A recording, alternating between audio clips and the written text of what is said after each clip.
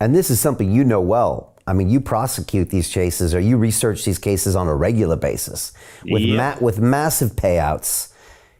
You know, this is... And you know, the funniest thing is, Brian, you know, for years, I used to be one of the cool kids. I was on Bloomberg and CNBC, and you can go back and look. And I was the one that broke the story for CNBC on the EpiPen pricing scandal, which, as you know, led to massive corporate shakeups, destruction of companies, destruction of careers, all sorts of things. And back then, when it was Dave Martin fighting for moms that needed EpiPens for their kids if they got stung by bees out on the soccer field, I was a hero for doing exactly what I'm doing right now. Back when it was anthrax, Chuck Schumer's office loved my contribution to the biological warfare investigations that I did in 2001, 2002, 2003. I was so popular that I was sent in 2004 as a biological weapons observer to some of the most disgusting and criminal conferences around the world to be an observer for the United States government. I was that cool. It's the bow tie. It always got me in, right? And whether it was Slovenia, whether it was Tehran, I was there at the U.S. government's request to find out what other people were doing, what they were up to. Why? Because I'm good at doing what I do. In the early 2000s, my company, MCAM, was a sole source contractor for the United States Treasury to go after white collar crime. And we took down a number of very, very, very large criminal conspiracies in tax fraud. And it turns out that I was celebrated at the time. We have congressional investigations. I was hauled before panels in Congress to talk about these complex things. All I'm doing is the same thing I've always done. The difference is singular. The media, collectively, controlled by the pharmaceutical companies and their lobbying arm, pharma, have a financial interest in making sure that what I say is not heard. And the bummer is that now 2 billion people around the world have heard me. And that sucks. If you've paid millions and millions and millions of dollars to try to silence me, it really sucks to find out it didn't work. And the bummer for them is, what are you going to do? Put the genie back in the bottle? Everybody knows that they're the criminals. Everybody knows it. The challenge now is, so what are we going to do about it? Which is the reason why, for example, when you ran for mayor of London, and when other people get actively involved, you have the ability to start having conversations that are the right conversations to have. Because if we don't have them, they'll keep running this racket again. 3 years ago, we spoke after Plandemic 2 premiered. And again, basically all of this information is in that movie, you know? Yep. It's right there in black and white. And, you know, for me, it was so hard to watch the whole world take 2 or 3 years. And then, like you said, front page of the Wall Street Journal, and it comes out with this now confirmed evidence that this probably came from a lab in Wuhan. And I'm just like, where have you all been? Like, and again, you spelled this out for a movie that was made in August for something that basically had happened 3 months earlier, and you had all the data about it. Yeah. And spelling it out, again, you know, Mickey made that movie brilliantly because there was no opinion in there. There was actually very little emotion in there. It was just you giving them the facts, much like you just gave to us. You were less emotional back then, I would say, a little bit. Well, I think what's important for people to understand is that there is, and it's a fair point, there is a need right now for people to realize that the bigger problem we have today than we had then. Then it was just dispassionate facts. The biggest problem we have right now is the complacency of people who think that this is over. Right? You're not wearing masks. You're not, having to show a vaccine passport, whatever. And so they're pretty sure that we came through the storm. And my frustration is they haven't listened. Because the storm was not COVID-19. It was not SARS-CoV-2.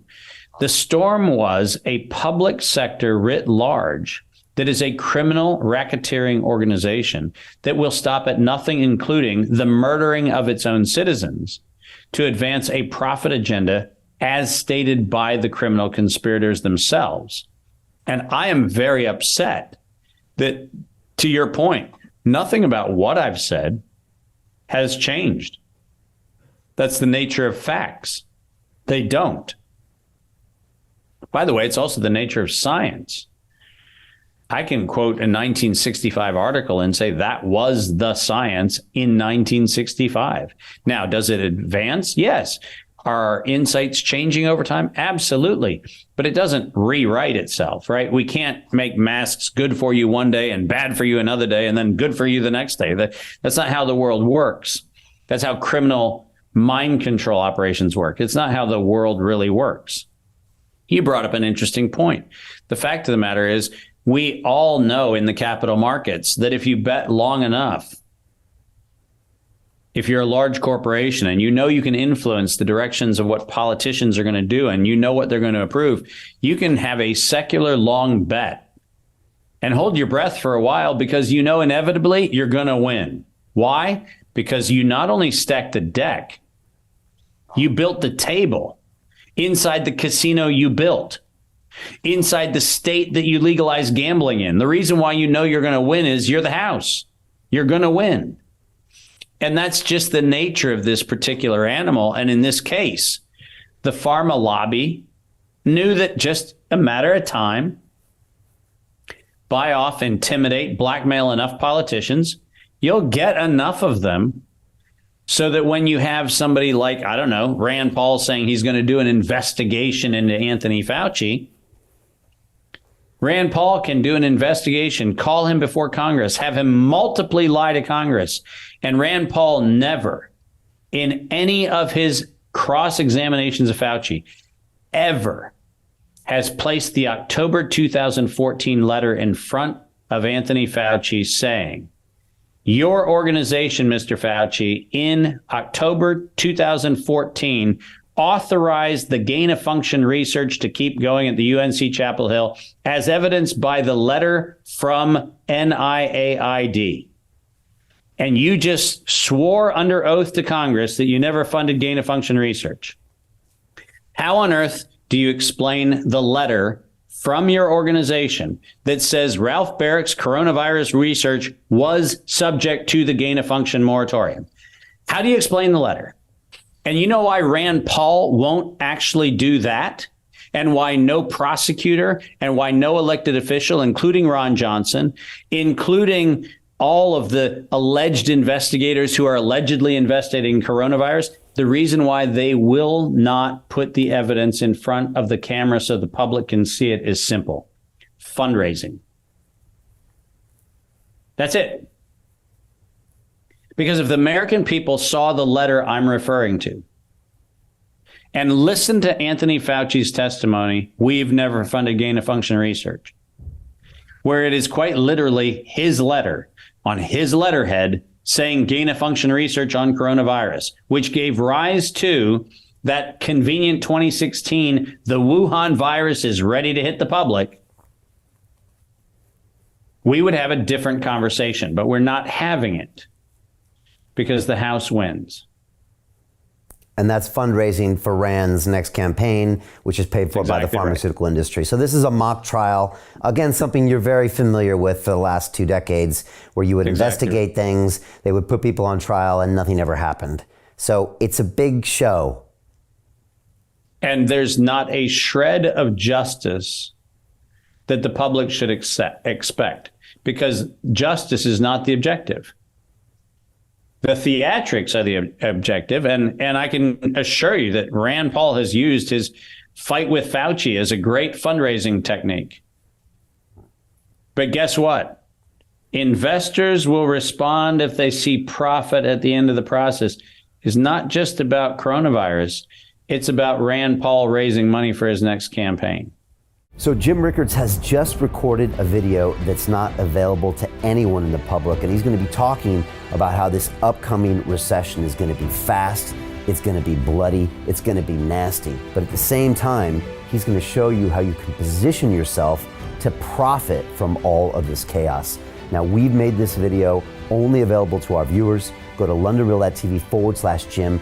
Watch that immediately. I can't say enough good things about Jim Rickards. He understands the global economic system better than any guest I've ever had on London Real.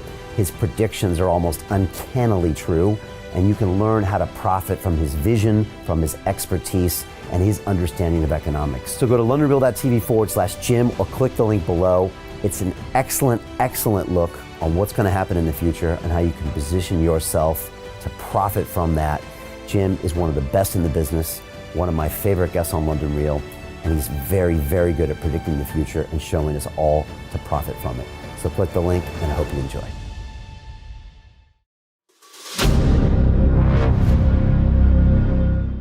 I'm looking for partners, collaborators, colleagues who want to join forces with me around the globe and create real value, generational wealth, and financial freedom for everyone else around the world.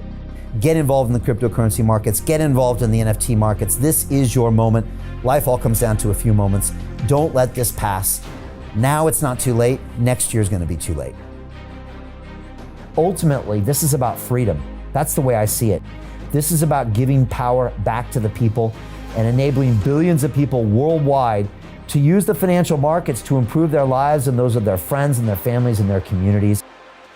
Honestly, I think it's a violation of human rights not to allow people basic access to financial services.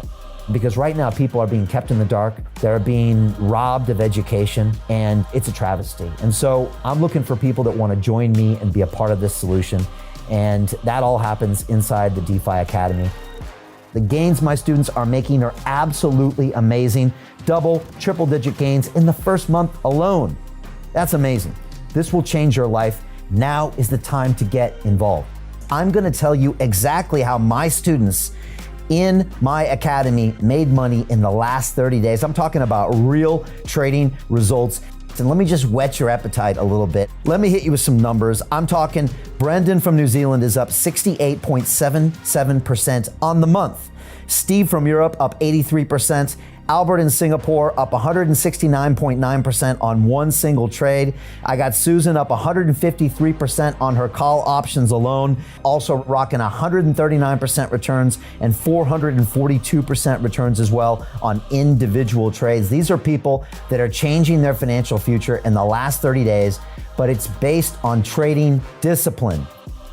I've graduated over 500 students from inside my academy from over 54 countries around the world. It's amazing.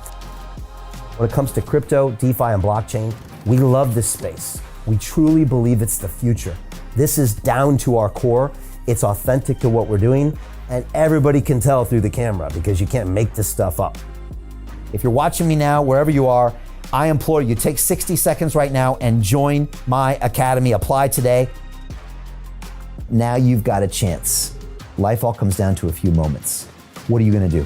What's the choice that you're going to make?